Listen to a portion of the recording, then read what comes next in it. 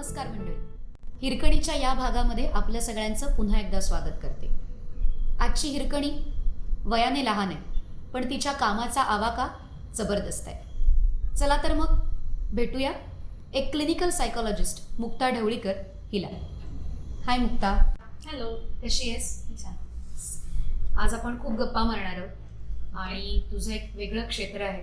त्या क्षेत्राविषयी जाणून घ्यायचं आहे आम्हाला आणि त्यातले किस्से काही ऐकायचे आहेत, इन्स्पिरेशनल गोष्टी ऐकायच्या आहेत तुझ्याकडून.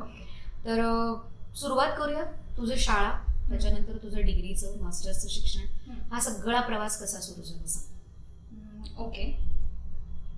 खरं तर ह्याच्याबद्दल ना थोडक्यात बोलणं माझ्यासाठी थोडंसं कठीण आहे. हरकत नाही. म्हणजे खरं तर माझं भाग्य की मला राईट फ्रॉम म्हणजे बालवाडी पासून एमफिल पर्यंत खूप चांगल्या शाळा आणि खूप चांगले शिक्षक लाभत गेले. म्हणजे इतकं की बालवाडीतल्या आमच्या बाई मांडीत बसून लिहायला शिकवायच्या, म्हणजे कोणाला लिहावंसं वाटणार नाही ना. बरोबर. त्याच्यानंतर मी 1ली ते 10वी होते विवेकानंद विद्यालय बोरी. आता तो तिथे कशी पोचले हा एक किस्सा आहे. तो कसा काय की माझे बाबा एकदा कामानिमित्त बोरीला गेले होते आणि जाताना त्यांना वाटेत एक असं कौलारू घर दिसलं आणि त्याच्या बाहेर एक पार होता आणि त्या पारावरती मुलं बसली होती आणि वर्ग चालू होता आणि ते त्यांना इतकं आवडलं बघून की माझी रवानगी विवेकानंदमध्ये झाली पहिली. आणि त्यातून ऑरोबिंदो आश्रम पॉंडिचेरीचा त्याच्या धर्तीवरती शाळा आहे आमची, त्याच्यामुळे थोडी शिकवण्याची पद्धत वेगळी आहे आणि म्हणजे खूप असं कॉम्पिटिटिव्ह हे नाही किंवा फक्त गणित परिसर इंग्लिशच्या मार्कांवरती ठरतात गोष्टी असंही नाही. त्याच्यामुळे कुठेतरी तेव्हापासूनच ना एक असं हे पक्क होतं डोक्यात की म्हणजे स्पर्धा वगैरे कॉम्पिटिशन असायच्या पण त्या कॉम्पिटिटिव्ह नसायच्या. त्याच्यामुळे असं असायचं की स्पर्धेत भाग का घ्यायचा, जिंकायसाठी घ्यायचा असं कोणीच कधी सांगितलं नाही. गाणी म्हणायची गायला आवडतं म्हणून, नाच करायचा नाचायला आवडतं म्हणून, चित्र काढायची चित्र काढायला आवडतात म्हणून. त्याच्यामुळे जे करायचं त्याचं उद्दिष्ट आनंद मिळणं एवढंच आहे. असंच शाळेत असल्यापासून शिक्षकांनी सांगितलं, आई बाबांनी तेच सांगितलं. त्याच्यानंतर म्हणजे हायस्कूल म्हणजे विवेकानंद मध्ये आता मी जर त्या शाळेत गेले नसते तर जग सुखवस्तू आहे असं गृहीत धरून काढले असते. म्हणजे आपल्या चौकटीच्या बाहेरचं जग काय आहे आणि त्याची जाणीव एकतर आणि संवेदनशीलता, ह्या दोन खूप महत्वाच्या गोष्टी मला माझ्या शाळेने दिल्या. म्हणजे आमचे मुख्याध्यापक उपाध्ये सर रोज पेजेचा डबा घेऊन यायचे शाळेत आणि इन्स्ट्रक्शन्स होती की ज्यांनी डबा आणला नसेल त्यांनी सरांचा डबा शेअर करायचा. आणि पेजच का तर ज्यांच्या घरी अशी परिस्थिती नाही की पेजेशिवाय दुसरं काही बनेल त्यांना कोणत्याही प्रकारचा गंड वाटू नये म्हणून. किती मोठा आणि वेगळाच विचार आहे. आणि आमचे सगळे शिक्षक खूप म्हणजे प्रत्येक मुलाच्या घरी जायचे शाळेच्या वेळेनंतर वेळ काढून, पालकांची भेटायचे, परिस्थिती जाणून घ्यायचे सगळी घरची परिस्थिती. आणि एवढे आपुलकीने आणि एवढे तळमळीने शिकवणारे शिक्षक मी खरंच परत कुठेच बघितलेले नाही दुसरीकडे. आणि नुसतं आपुलकीने नाही, अनकंडिशनली एक्सेप्ट करून. म्हणजे ते मूल कितीही वांड असेल, म्हणजे कितीही म्हणजे अभ्यासात त्याला काही गोडी नसेल, काही का असेल, पण ते आपलं मूल आहे ही भावना ना नेहमी प्रत्येक शिक्षकामध्ये असायची. आणि मला वाटतं की म्हणजे पुस्तकाबाहेरचं खूप काही मी माझ्या शिक्षकांच्या वागण्यातून शिकले. आणि मला बेसिकली काय वाटतं ना की एज्युकेशन हे म्हणजे जिथे तुमचा वैचारिक बेस तयार होतो आणि तुमचे व्हॅल्यूज तयार होतात, हे शिक्षण ना. म्हणजे ते शाळेतच झालं पाहिजे असं काही नाहीये.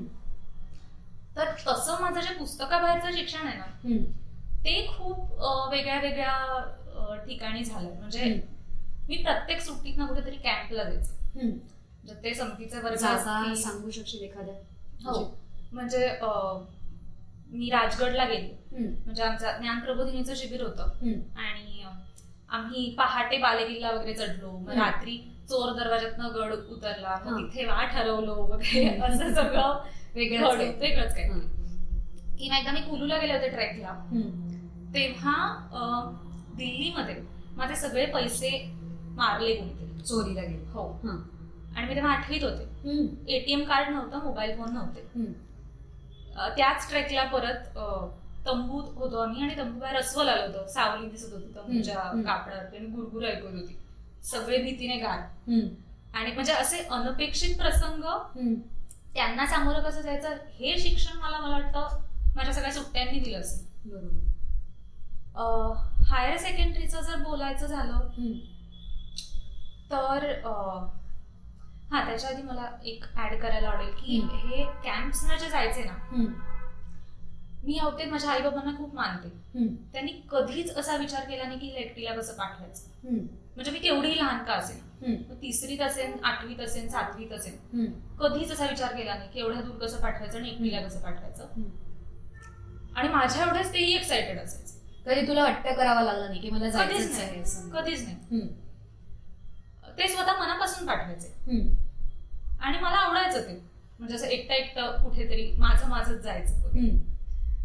आणि हायर सेकंडरीचं म्हणशील तर आमच्या प्रिन्सिपल, मी तुला म्हटलं baby miss, higher secondary SSM.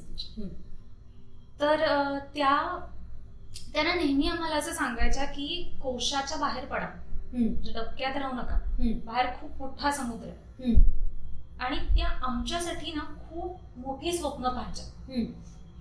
आणि मला वाटतं त्यांचा जो विश्वास होता ना, त्यातून कुठेतरी आमच्यातही विश्वास निर्माण व्हायचा की आम्ही करू शकतो. म्हणजे त्यांना जर एवढं वाटतंय की आम्ही करू शकतो तर आम्ही नक्कीच करू शकतो.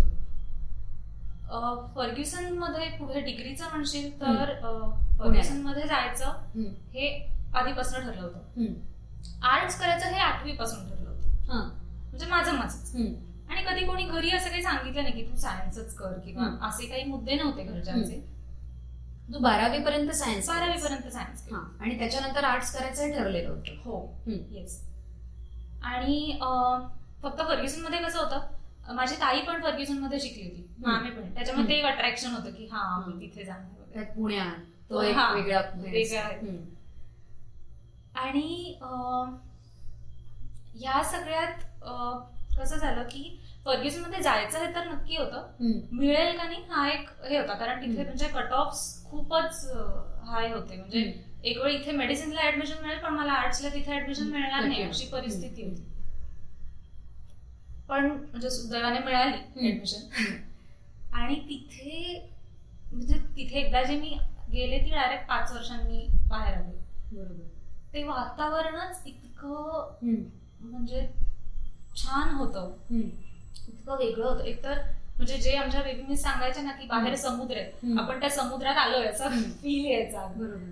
म्हणजे एकतर ती ऐतिहासिक वास्तू, ते एक वेगळंच हे होतं. आणि शिवाय तिथे जे म्हणजे आमच्या वर्गात श्रीलंका, अफगाणिस्तान पासून ते तिबेटन भिक्खू पासून ते दिल्ली चंदीगडच्या मुलींपासून आळंदीचे धोतर नेसलेल्या विद्यार्थ्यांपर्यंत सगळे होते. म्हणजे एक वेगळंच वातावरण, एक वेगळंच फ्रीडम, असं सगळं तिथे खूप अनुभवायला मिळालं. म्हणजे खूप. पण मास्टर्स झालं आणि मग असं कुठेतरी लक्षात आलं की प्रोफेशनल म्हणून आपण तरी अजून तयार नाही होत. म्हणजे माझ्यासमोर पेशंट आणून ठेवला तर माझी तारांबळ उडेल असं लक्षात आलं. सो वाटलं अजून ट्रेनिंग पाहिजे आपल्याला. त्यातून मला ज्यात इंटरेस्ट होता, कोर क्लिनिकल म्हणजे आपण ज्याला गंभीर मानसिक आजार म्हणतो, त्यात मला पुढे शिकायचं होतं. तर त्याच्यासाठी अजून ट्रेनिंगची गरज होतीच. म्हणून मग ठरवलं की आपण एमफिल करायचं. आता एमफिलचं परत कसं आहे की खूप कमी ठिकाणी आहे, खूप कमी सीट्स आहेत आणि खूप लोक परीक्षा देतात. म्हणजे एंट्रन्स एक्झाम. म्हणजे त्याला सांगायचं तर मी निम्हॅन्सची परीक्षा दिली होती पुण्यात. एका सेंटरला आमच्या 1000च्या वर लोक आले होते. अशी खूप सेंटर्स देशभरात, आणि टोटल मुलं सिलेक्ट होणार 12. अरे बापरे. आणि त्यातली पण ओपनला कमी. म्हणजे असा खूपच फिल्टर होऊन खूप कमी सीट्स. बरोबर. अशा मी 4 परीक्षा दिल्या टोटल, 4 वेगळ्या वेगळ्या इन्स्टिट्यूटच्या. आणि फायनली मला Amruta institute of medical sciences आहे कोचीला, केरळमध्ये, तिथे ऍडमिशन झालं. एमफिल हा खरं तर एक वेगळा चर्चेचा विषय आहे. कारण म्हणजे राईट फ्रॉम फर्स्ट डे पहिल्या दिवशी मी तिथे पाय ठेवला, मला पहिलं इन्स्ट्रक्शन मिळालं लंच ब्रेक नाहीये ना. हे ब्रेकफास्ट आणि हे पहिलं इन्स्ट्रक्शन होतं. तुम्ही जेवायचं कधी, कसं, काय खायचं हे तुमचं तुम्ही बघून घ्या. पेशंटची काळजी घेतली गेली पाहिजे, एवढा हा एकच मुद्दा. तिथे म्हणजे तिथपासून ते कोर्स संपता तो जो काही पूर आला तिथे, आणि मग मी लिटरली बादल्यांनी पाणी उपसलं हॉस्पिटल मधलं. म्हणजे असे खूप वेगळे वेगळे अनुभव आले. त्या सगळ्या ह्याच्यात मी एक नवीन भाषा शिकली. तो एक छान हे होता माझ्या. म्हणजे सुरुवातीला खूप भयानक होतं, कारण डबल काम करायला लागायचं. म्हणजे एक परीक्षा असेल समजा, तुम्हाला परीक्षेची तयारी आणि परीक्षेत पेशंटला प्रश्न विचारायचे, ते मल्याळम मी बरोबर बोलते का नाही ह्याची तयारी. अरे वा, असं डबल तयारी करायला लागायची. पण मजा आली ते सगळं करताना, आणि ते असं चॅलेंजिंग होतं कुठेतरी, त्याच्यामुळे मग करत गेले असं. आणि ह्या सगळ्या भानगडीत म्हणजे दिवसाला जवळजवळ म्हणजे कमीत कमी 12 तास काम असायचं. त्या सगळ्यात माझं 18 किलो वजन कमी झालं 2 वर्षात. आणि पण खूप शिकले. आणि तिथे आम्ही एक पब्लिक अवेअरनेस इनिशिएटिव्ह सुरू केला होता, स्वस्ती म्हणून. म्हणजे आमच्या डिपार्टमेंट मधले आम्ही 2 जण आणि बाकी 2-3 डिपार्टमेंट्स मधले 2 जण असं मिळून आमच्या मेडिकल डिरेक्टरच्या अंडर आम्ही एक लोकांमध्ये मानसिक आरोग्याबद्दल जागृती व्हावी म्हणून एक आम्ही त्याला मेंटल हेल्थ मुव्हमेंट असं म्हणत होतो, असं सुरू केलं होतं. स्वस्ती म्हणजे आता हा मल्याळम शब्द आहे का? नाही, स्वस्ती जो आपला संस्कृत मध्ये किंवा अजून आपण मराठीत वापरतो स्वस्ती, तोच. तर ते सुरू केलं होतं. असं म्हणजे खूप शिकले. आणि खरं तर म्हणजे डिग्रीने मला वाटतं शिक्षण संपत नाही कोणाचं. तर शिक्षण अजूनही चालूच आहे प्रत्येक क्लायंट सोबत, कारण अल्टिमेटली प्रत्येक माणूस वेगळा असतो. बरोबर. आता सायकोलॉजी विषयी आपण चर्चा सुरू केली तेव्हा आलाच. तर मला असं विचारायचं आहे की तू मगाशी म्हणालीस की म्हणजे आर्ट्सला जायचं हे ठरलेलं होतं, पण मग आर्ट्स मध्ये सायकोलॉजी हे कधी ठरलं, किंवा म्हणजे काय त्याच्यामध्ये काही कारण आहे का, की अमुक एक गोष्ट घडली आणि त्याच्यानंतर कसं तरी कुतूहल निर्माण झालं आणि सायकोलॉजीच्या मागोवा सुरू झाला, त्याचा प्रवास सुरू झाला? ओके. खरं तर असं काही म्हणजे ठरवून घडलं किंवा एका पॉइंटला घडलं असं मला नाही वाटत. हे ग्रॅज्युअली होत गेलं कुठेतरी. खरं तर इनिशियली मी तुला सांगते, खरं मी सायकोलॉजी घेतलं 11वी. गणित नको हा एकमेव कारण होतं त्याच्या मागे, की मला गणित नको, दुसरं काही शिकेल, गणितापासून सुटका हवी म्हणून मी सायकोलॉजी घेतलं. घेतल्यावर आवडायला लागलं. त्यातून असं होतं की माझ्या आजूबाजूला माझ्या जवळच्या अशा काही व्यक्ती होत्या. माझी एक मैत्रीण होती प्राजक्ता. तर त्यांना अशा पद्धतीचे होते प्रश्न होते, त्रास होत होते, ते दिसत होते. आणि म्हणजे प्रश्न पडत होते खूप त्याच्याबद्दल, पण एक्झॅक्टली म्हणजे उत्तर देणारं कोणीच नव्हतं एकतर, की हे नक्की काय आहे, काय होतंय. बरोबर. आणि मग आई म्हटली की म्हणजे जेव्हा आता सायकोलॉजी शिकायला लागणार असं झालं 11वीत, आई म्हटली तू सायकोलॉजी शिकणार आहेस ना, मग ह्यात तुला तुझ्या प्रश्नांची उत्तरं मिळतील. मग तो ठेवला, म्हणजे विषय ठेवला. पुढे आर्ट्सला गेल्यावरती पण ऍक्च्युअली गेले होते फॉरेन लँग्वेजेस शिकायच्या म्हणून. सुरू पण केलं होतं, मी जॅपनीज शिकायचे फर्स्ट इयर मध्ये असताना, पण सायकोलॉजी विषय ठेवला होता. आता फर्स्ट इयर झालं, सेकंड इयर मध्ये स्पेशलायझेशन चूज करायचं. बरोबर. तर ही खरं तर म्हणजे मला फार अभ्यास न करता सगळ्या भाषांमध्ये मार्क छान मिळाले होते, त्यातल्या त्यात कमी सायकोलॉजीत मार्क्स. आणि माझ्या स्वभावाची खोड म्हण पाहिजे तर, पण मला असं झालं की हे खूपच सोपं आहे, म्हणजे भाषा ह्याच्यात काय मला काहीच न करता बरे मार्क पडतायत, तर हे खूप सोपं आहे. सायकोलॉजी थोडंसं चॅलेंजिंग वाटलं, ते म्हणून म्हटलं ते करू. मग म्हणून ते करायला गेले. तर हे बहुतेक कुठेतरी ना ते शाळेने जे शिकवलं होतं ना, की जे मजा येईल ते करायचं, आवडेल ते करायचं. पण मग असं झालं की घेतलं, इंटर्नशिप्स वगैरे केल्या थोड्या. मग इंटर्नशिप्स करताना हळूहळू लक्षात यायला लागलं की हे आपल्याला करायला आवडतंय, यातून समाधान मिळतंय. मग कुठेतरी ते आणि कसं व्हायचं, दिसायचे ना पेशंट्स यायचे समोर, त्यांच्याशी बोलायचो, काही हे करायचो, त्यातनं जे तू प्रेरणा म्हणशील तर खरी त्यांच्याकडनं, त्यांच्या जिद्दीतून मिळाली. की ते जर एवढ्या जिद्दीने स्वतःच्या प्रश्नांना तोंड देत आहेत, तर मग मी माझ्या परीने माझं बेस्ट दिलं पाहिजे त्यांच्यासाठी. आणि त्यातून पुढे मग शिकत गेले. बरोबर. किंवा इंटरेस्ट तसा तसा स्पष्ट होत गेला. एमफिल नंतर आता तुझं स्वतःचं क्लिनिक आहे, तर आता क्लिनिक उघडलंय म्हणजे सुरू झालंय त्याच्यावर 2-2.5 वर्ष तरी झाली असतील ना? हो हो. तर एकूणच मुळात आधी लोकांचा सायकोलॉजीकडे बघण्याचाच दृष्टिकोन खूप वेगळा आहे. म्हणजे कुठेही जर काउन्सिलर आहे आणि आपण त्याच्याकडे जाऊन बसलोय आणि आपला प्रॉब्लेम सांगतोय, असं जर मी कुणाला तरी सांगितलं तर त्याचा माझ्याकडे बघण्याचा दृष्टिकोन असा होतो की ही बहुतेक वेडी आहे, किंवा अजूनही आपण असं धजावत नाही की मला माझ्या मनाला हा आजार आहे. शरीराचा आजार आपण लवकर सांगतो, मनाचा आजार सांगत नाही. तर क्लिनिक उघडायच्या आधी तो डिसिजन घेतलास तू, आता मी उघडणार आहे, सुरू करणार आहे असं काम, आणि ते सुरू केल्यानंतर समाजाने समाज तुझ्या कसा अप्रोच झाला आणि काय होता तो एक्सपिरियन्स, की लोक कशी आहेत अजूनही, कशा दृष्टिकोनातून तिकडे बघतात? आता हा स्टिग्मा जो आहे ना तो माझ्या, तू म्हटलीस तसं क्लिनिक सुरू केल्यावर जास्ती लक्षात आला, तोपर्यंत फार आला नव्हता. हे माहिती होतं की आहे, पण इतपत असेल असं वाटलं नव्हतं. सुरुवातीला क्लिनिक उघडल्यावर ना असे दबकत येणारे, आजूबाजूला बघत, खात्री करत की कोणी ओळखीचं नाहीये ना, बघत नाहीये ना, घरच्यांपासून लपवून येणारे असे पेशंट पाहिले मी. किंवा अगदी परवा एक क्लायंट आली होती माझी, वेटिंग रूम मध्ये बसली होती, तिच्या ओळखीचं कोणीतरी बाहेर न गेलं, त्यांनी तिला पाहिल्यावर आधी चमकून माझा बोर्ड पाहिला. आणि मग त्याच्यानंतर तिला विचारलं, इथे काय करतेस तू? म्हणजे काहीतरी म्हणजे मोठं झालं. हो, अगदी म्हणजे उच्च शिक्षित, उच्च पदस्थ लोक असतात.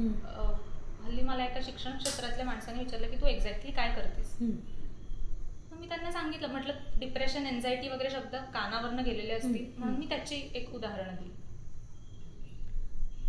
तर म्हटले हा म्हणजे वेडेपणा, म्हणजे आजार नाही. म्हणजे मनाला आजार होऊ शकतो हेच मुळात मान्य नाहीये. आणि मला ना फार खटकतं की लोक एखाद्या माणसाला शारीरिक आजाराचं निदान झालं ना की लगेच स्वतःहून मदत करायला जातात, त्याला मानसिक आधार देतात. आणि हेच लोक ना एखादा मनोरुग्ण असेल तर त्याला हिणवतात, दुय्यम स्थान देतात. आणि मग ह्या सगळ्यात ना भीतीपोटी म्हणजे वाईट टाकतील असं म्हणून लोक सहन करत राहतात. म्हणजे मदत मागणं हे काहीतरी मोठं हिमतीचं काम होऊन जातं. आणि मला वाटतं असं वागून आपण समाजातल्या म्हणजे आपल्यातल्या लोकांवरती आपण मोठा अन्याय करतो ना असं वागून. जे सहज आपल्याकडनं शक्य आहे तेच आपण नाकारतोय. बरोबर.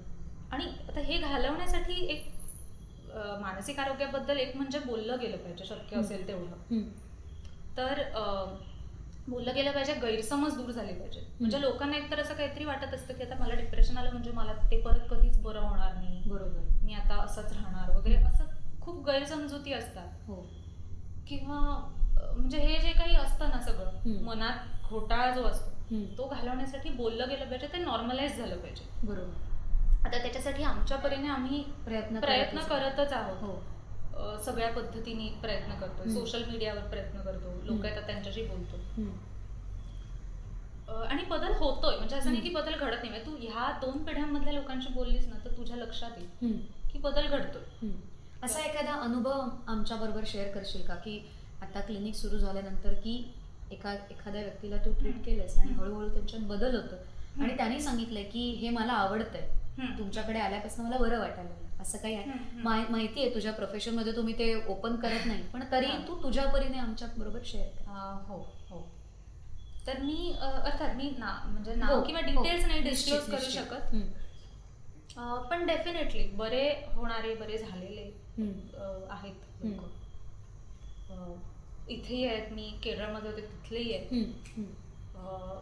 म्हणजे फील्डमधले अनुभव म्हणशील तर अशी एक टीनेजर मुलगी तिला खूप म्हणजे खूप इश्यूज होते तिचे, की घरात कडाक्याची भांडणं व्हायची सतत, हातापायावर कट्स करून घ्यायची सवय होती, घरातनं निघून जायचं न सांगता, स्ट्रेंजर्सवरती विश्वास ठेवायची पटकन न भेटता बोलता, असे खूप इश्यूज, शाळा सोडली, हां, असे खूपच इश्यूज होते. आणि ती बेसिकली माझ्याकडे आली तेव्हा तिला डिप्रेशन होतं. ती डिप्रेशनसाठी म्हणून आली, पण आणि तिच्यात मग ड्रास्टिक बदल झाला. म्हणजे काही महिन्यांमध्ये ना तिचं डिप्रेशन कमी झालं, घरचं वातावरण सुधारलं. म्हणजे मी घरच्यांसोबत पण सेशन्स घेतले, तर मग घरच्यांमध्ये जे उगाचच मिसअंडरस्टँडिंग होऊन वाद होत होते किंवा तिला ब्लेम करणं सतत जे होत होतं ते थांबलं. त्यांचे रिलेशन सुधारले. त्यांचे रिलेशन सुधारल्यामुळे आपोआप तिचे जे म्हणजे आता ते कट करणं आणि हे जे सगळं होतं हे कुठेतरी तिच्या डिस्ट्रेसमधून यायचं ते बंद झालं. ती शाळेत जायला लागली, आवडीने जायला लागली. आणि एवढा ड्रास्टिक बदल होता म्हणजे ती म्हणजे तू पाहिलं असतंस ना तिला 1-3 महिन्यात वगैरे, ती एक वेगळीच व्यक्ती होती अगं कम्प्लिटली. बरोबर. म्हणजे आणि अशा केसेस आपल्याला वाटतं त्याच्यापेक्षा खूप जास्ती कॉमन आहेत, म्हणजे टीनेजर्समध्ये. मुक्ता, सुधीर मोघे कवी आहेत, आपल्याला सगळ्यांना माहितीच आहे. तर त्यांच्या कवितेतली एक ओळ आहे, मना तुझे मनोगत मला कधी कळेल का. आणि मला जेव्हापासून अशा कविता वगैरे कळायला लागल्या ना, तेव्हापासनं कायम ह्या ओळीने खूप प्रश्न निर्माण केले माझ्यासमोर, की खरंच असं मनाचं मनोगत नक्की काय असतं. आणि मला असं वाटतं की ह्याचं उत्तर आज तू मला देऊ शकशील. आणि मुळतः स्त्री, मग ती फक्त घर बघत असेल किंवा घर आणि नोकरी असं सगळं सांभाळत असताना, कुटुंब सांभाळत असताना, स्त्रीने तिच्या मनाचं मनोगत कसं बरं जाणून घ्यावं, काय सांगशील? एक तर हे जे आहे ना की सगळं सांभाळत असताना, पहिलं म्हणजे घरातली कामं, स्वयंपाक, मुलांचे अभ्यास, सणवार आणि प्रोफेशनल कामं, प्रमोशनसाठी जे लागेल ते, हे सगळं मीच करणार, ही अपेक्षा थोडीशी अनरिअलिस्टिक आहे. बरोबर, करू नये. तर मी असं म्हणणार नाही की करू नये, पण थोडी रिअलिस्टिक अपेक्षा करावी की आपण आपल्या परीने जेवढं शक्य आहे तेवढं करू, डेफिनेटली करू. पण खूप म्हणजे कसं आहे की हा जो एक म्हणजे वर्क लाईफ बॅलन्सचा जो काही एक कन्सेप्ट आहे ना आपल्याकडे, की परफेक्टली काम आणि परफेक्टली बाकी लाईफ हे सांभाळणं, हा कन्सेप्टच चूक आहे. हा म्हणजे असं घडू शकत नाही की तुम्ही सगळंच परफेक्टली सांभाळताय.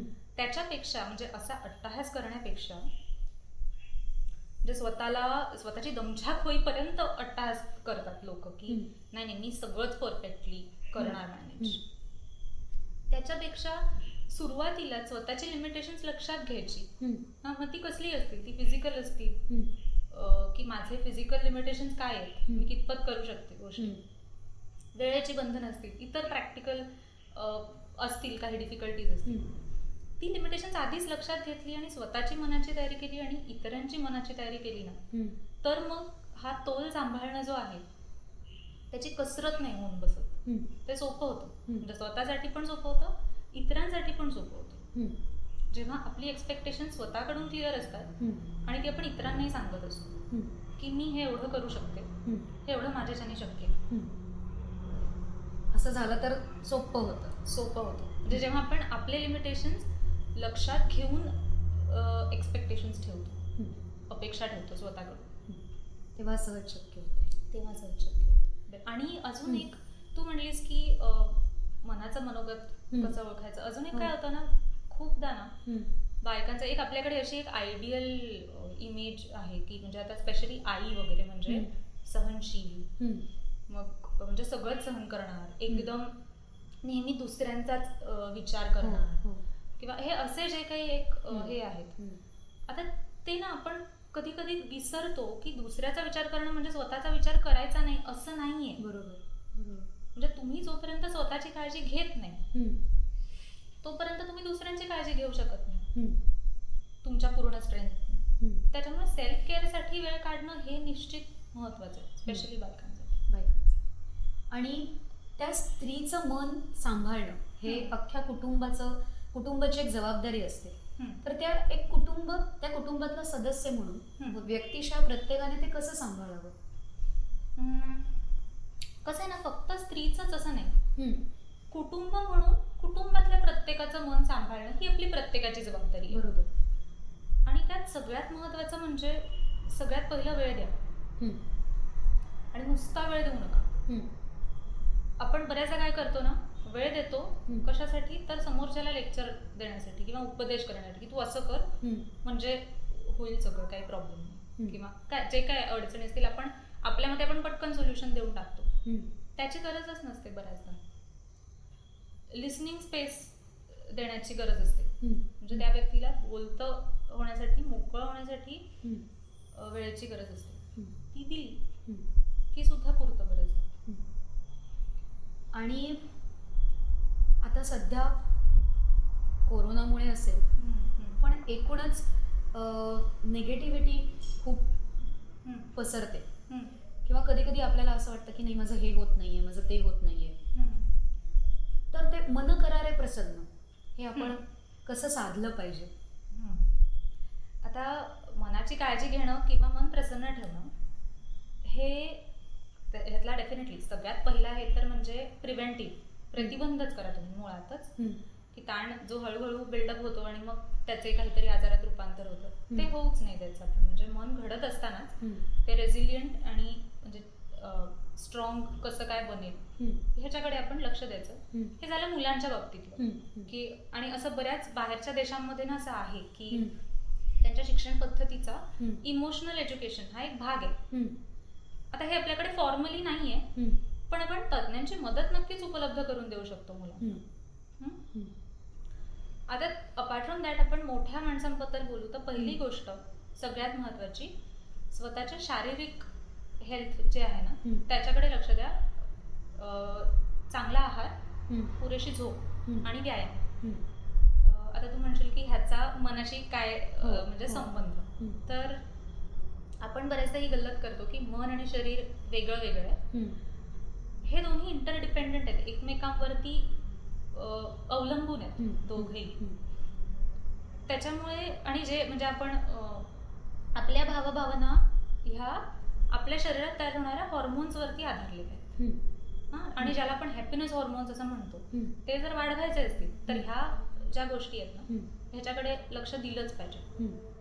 आता ते सोडून इतर गोष्टी म्हणजे मन शांत करायसाठी किंवा प्रसन्न करायसाठी काय करायचं हे खरं तर ना आपल्या सगळ्यांना माहिती असतं किंवा आपल्या मनाला माहिती असतं, पण आपण त्याचं ऐकतच नाही.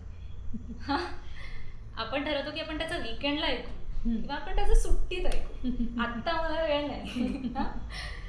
तर हे असं खूप करतो आणि आपण सगळेच करतो, असं मी पण करते. तर त्याच्यामुळे काय होतं पण की आपल्याला फ्युअल भरायचं राहून जातं. म्हणजे हे प्रत्येकाचं वेगळं वेगळं असतं. आणि म्हणजे काय काही असू शकतं, मेडिटेशन असू शकतं, स्वयंपाक करणं असू शकतं, गाणी ऐकणं असू शकतं, फिरायला जाणं असू शकतं, काही असू शकतं. पण हे करायला आपण दिवसातला जो वेळ काढला पाहिजे तो काढत नाही. आणि काही जणांना तर असं वाटत असतं की म्हणजे हे मी वेळ वाया घालवतोय असं करण्यात, यातनं काही साध्य होत नाहीये, माझी प्रोडक्टिव्हिटी कमी होते वगैरे.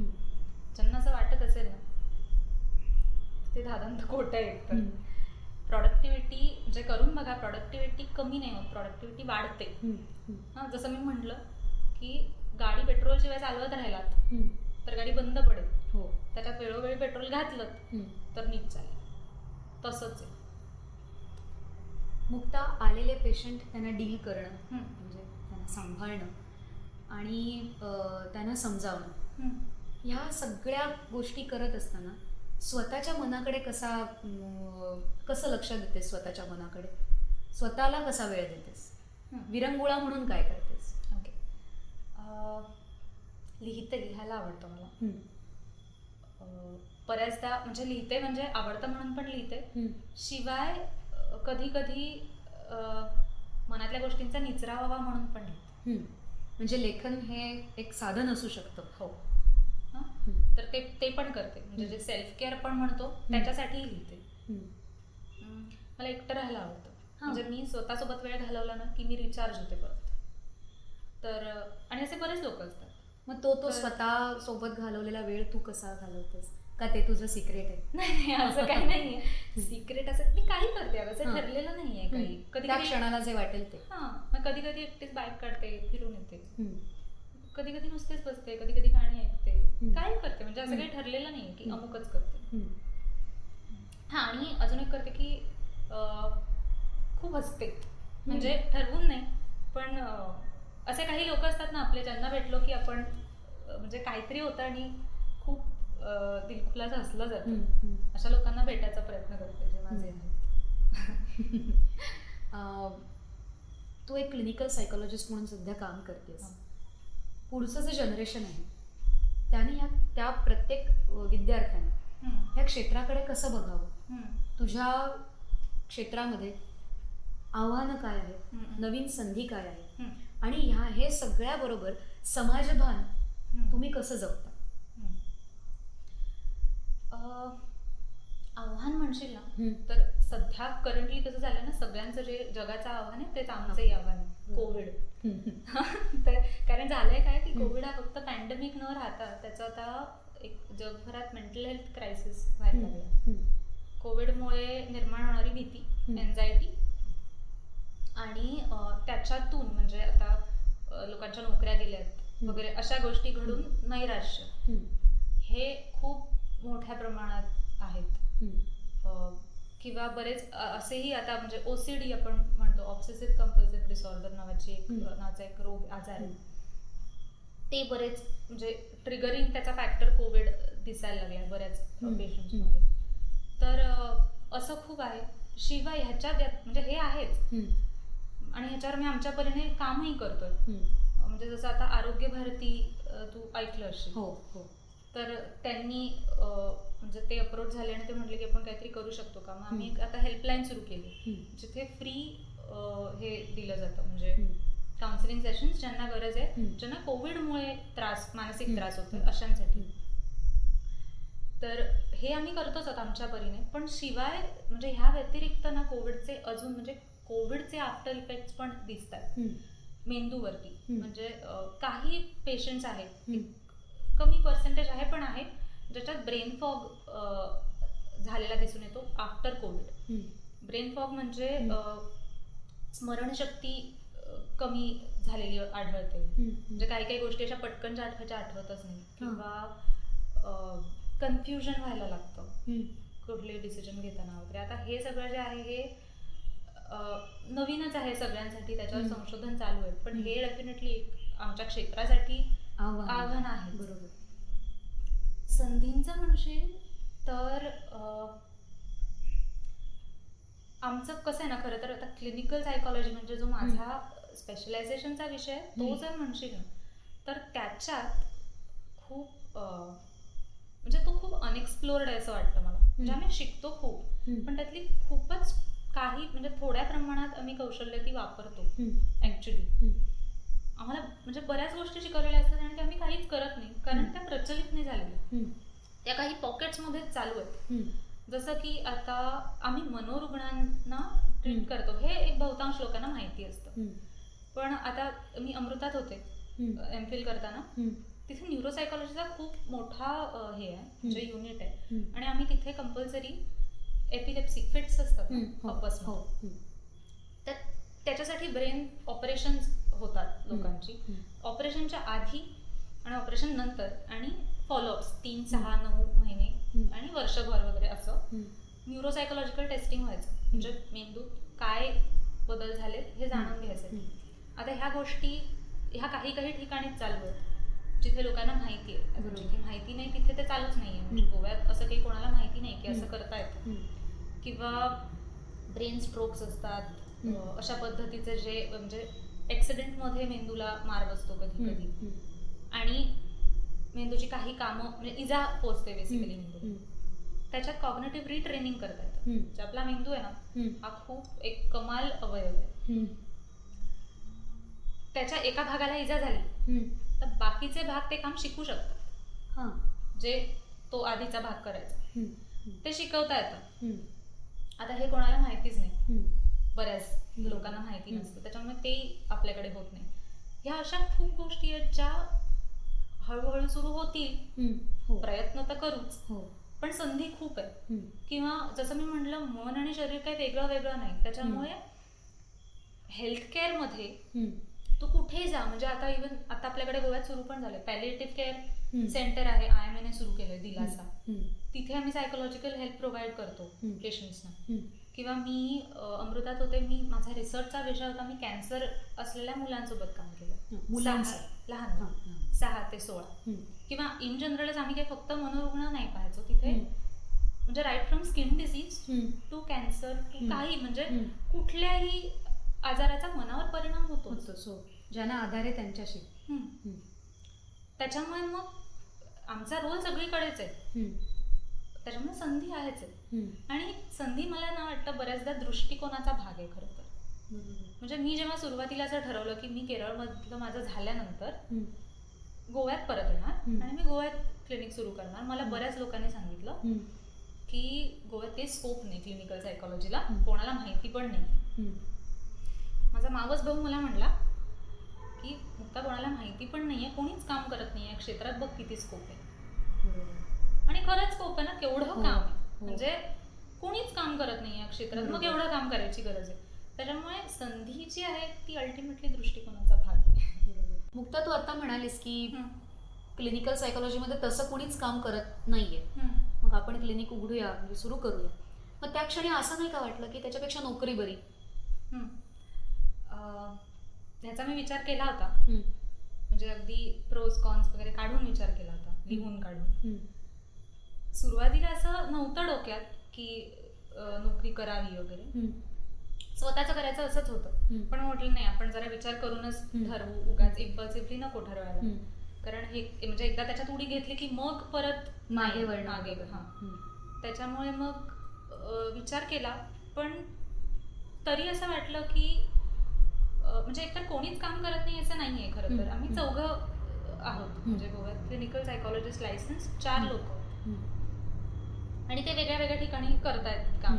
पण काही जण आहेत जे बाहेरही आहेत, म्हणजे नोकऱ्या बाहेर करतायत वगैरे. असं नोकरी डेफिनेटली सिक्युरिटी असती, म्हणजे फायनान्शियली वगैरे म्हणशील तर, पण मजा नसती आली, म्हणजे समाधान मिळालं नसतं की जे सांगतायत तेवढं करायचं आणि तेवढंच करायचं.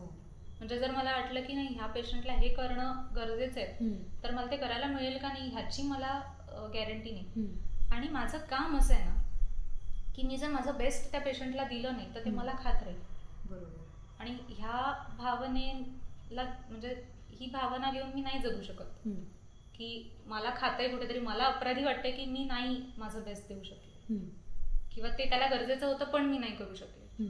मग त्याच्यापेक्षा स्वतःचं, म्हणजे त्याच्यात एक, म्हणजे मला स्वातंत्र्य आहे, मी ठरवू शकते, डिसिजन मेकिंग माझ्याकडे, आणि माझा स्कोप मी ठरवू शकते. म्हणजे मला कुठपर्यंत जायचंय हे माझ्यावरती डिपेंडेंट आहे, माझा आवाका काय असेल हे माझ्यावरती डिपेंडेंट आहे. म्हणजे जोपर्यंत माझ्यात शक्य आहे तोपर्यंत मी काम करू शकते, जे नोकरीत नसतं झालं. बरोबर. आणि तो आनंद वेगळाच आहे, तो आनंद वेगळाच आहे. फ्युचर प्लॅन्स काय आहेत या क्षेत्रामध्ये? तुला काही वेगळं अजून करायचं आहे? डेफिनेटली करायचं आहे. एक म्हणजे आता जे मी आता मेनली क्लिनिकल पॉप्युलेशन सोबत काम करते, म्हणजे ज्यांना काहीतरी मानसिक आजार आहे अशांसोबत. पण जे मी तुला मगाशी म्हणले की प्रिव्हेंटिव्ह आपण काही करू शकतो का, प्रतिबंधात, म्हणजे आजार होऊ नये ह्याच्यासाठी काय करता येईल, तर स्पेशली लहान मुलांसाठी त्यांच्यात रेझिलियन्स निर्माण व्हावा, मन तयार होतानाच बळकट तयार व्हावी, ह्याच्यासाठी काय करता येईल असा एक विचार आहे डोक्यात. त्या दृष्टीने प्रयत्नही चालू आहेत.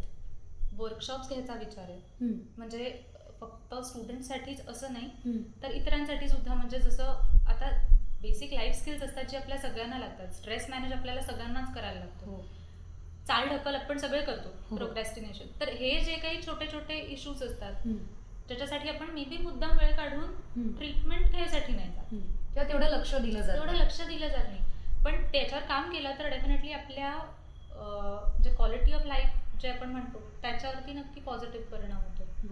त्याच्यामुळे असं काहीतरी काम करायचं डोक्यात आहे, मेंटरिंग करायचं डोक्यात आहे नक्कीच. म्हणजे जी मुलं आहेत जी सायकोलॉजी करतायत हम्म. त्यांच्यासाठी काय करता येईल, हम्म.